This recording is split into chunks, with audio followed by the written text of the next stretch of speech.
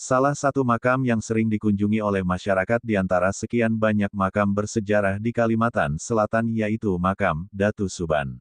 Letak makam Datu Suban yang berada di Tandui, Desa Tatakan Kecamatan Tapin Selatan Kabupaten Tapin Kalimantan Selatan masih terawat dan dijaga. Mengutip dari manakib beliau, Datu Suban sering disebut juga Datu Syaiban Ibnu Zakaria Zulkifli dengan ibunda bernama Maisyarah.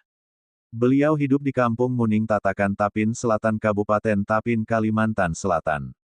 Beliau semasa hidupnya mempunyai martabat tinggi dan mulia, peramah dan paling disegani yang patut diteladani oleh kita sebagai penerus dan pewaris yang hidup di abad modern ini.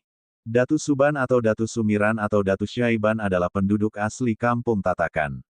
Beliau hidup bersama seorang istri, tinggal di Pantai Munggu Karikil, Rantau. Karena hidup dengan sangat sederhana setiap harinya beliau hanya makan ubi kayu. Namun itu semua bukanlah penghalang bagi beliau untuk mengajarkan ilmu-ilmu yang beliau miliki. Datu Suban dulu dikenal sebagai ulama ahli ilmu tasawuf, dan mengajarkan kepada murid-murid beliau.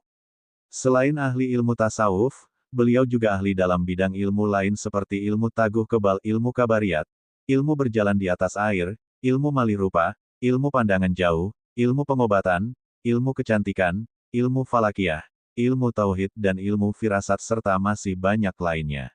Datu Suban juga memiliki 13 murid yang datang kepada beliau untuk menimba ilmu, adapun nama-nama murid beliau yaitu, Datu Murkat, Datu Taming Karsa, Datu Niang Talib, Datu Karipis, Datu Ganun, Datu Argi, Datu Ungku, Datu Labaiduliman, Datu Harun, Datu Arsayana, Datu Rangga, Datu Galudiang Bulan, dan Datu Sanggul.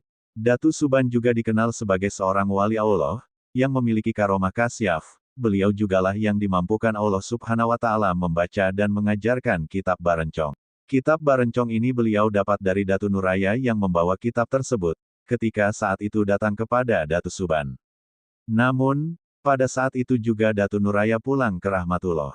Untuk kisah Datu Nuraya klik tautan di atas atau lihat tautan linknya di deskripsi. Setelah itu, Datu Suban mempelajari kitab Barencong lembar demi lembar hingga selesai. Isi kandungan dari kitab Barencong terdapat banyak berbagai ilmu yang mencakup ilmu keduniaan dan ilmu untuk akhirat.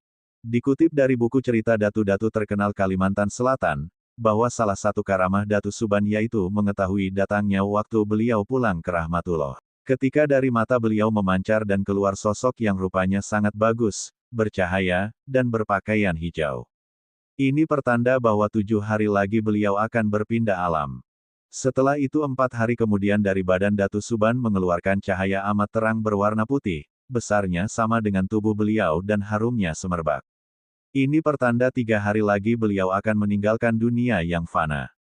Dan menjelang mendekati waktu beliau pulang ke hadirat Allah Subhanahu wa Ta'ala, beliau memanggil seluruh murid beliau dan berkata, "Murid-muridku yang kucintai, kalian jangan terkejut dengan panggilan yang mendadak ini, karena pertemuan kita hanya sampai di sini. Nanti pada waktu tengah malam lewat sekitar pada jam 1 aku akan meninggalkan dunia fana ini. Hal ini tidak bisa ditunda-tunda lagi, karena ketentuan Allah Subhanahu wa Ta'ala telah berlaku." Kemudian beliau membacakan firman Allah, Surah An-Nahl, ayat 61 yang artinya, apabila sudah tiba waktu yang ditentukan maka tidak seorang pun yang dapat mengundurkannya dan juga tidak ada yang dapat mendahulukannya. Setelah itu Datu Suban mengajak murid-murid beliau yang berhadir pada saat itu untuk berzikir bersama untuk mengantar kepulangan beliau kembali pada Allah Subhanahu wa Ta'ala. Akhir berzikir dan selesai meninggalkan pesan-pesan kepada murid-murid, Datu Suban pun sekejap memancarkan sinar cahaya, nur, terang benderang sampai ke atas ufuk yang tinggi, kemudian lenyap ditelan kemunculan cahaya rembulan.